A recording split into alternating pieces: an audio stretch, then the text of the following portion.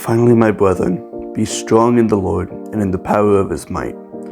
Put on the whole armor of God, that you may be able to stand against the wiles of the devil.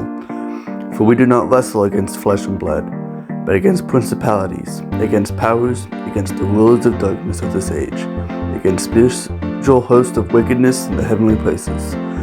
Therefore, take up the whole armor of God, that you may be able to withstand in the evil day, and having done all to stand, stand therefore, having girded yourself, your waist of truth, having put on the breastplate of righteousness, having shod your feet with the preparation of the gospel of peace. Above all, taking the shield of faith, with which we will be able to quench all the fiery darts of the wicked one, and take the helmet of salvation and the sword of the Spirit, which is the word of God, praying always with all prayer and supplication in the Spirit, being watchful to the end with all perseverance and supplication for all the saints.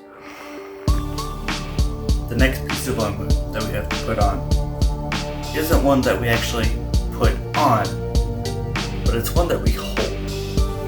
The shield of faith.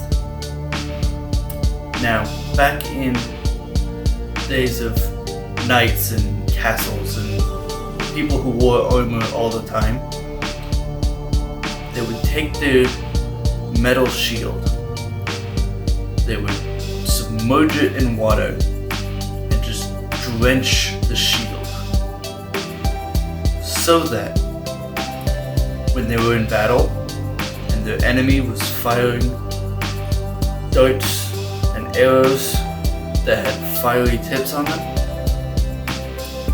the soldier could hold up his shield that had been quenched in the water, submerged so that it really got into every grain of the metal.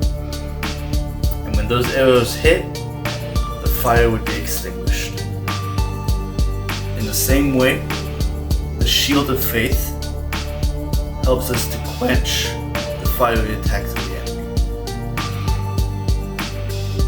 enemy. Any person who sword fights professionally, or just someone who does it well, will tell you a couple things. One, it's important that your sword is sharp, but it's also important to have a shield that covers and defends. And when you have the shield of faith, you're doing just that.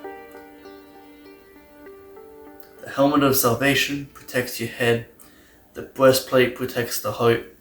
The shield protects everything else. So, join us tomorrow. We'll look at the next piece of the armor.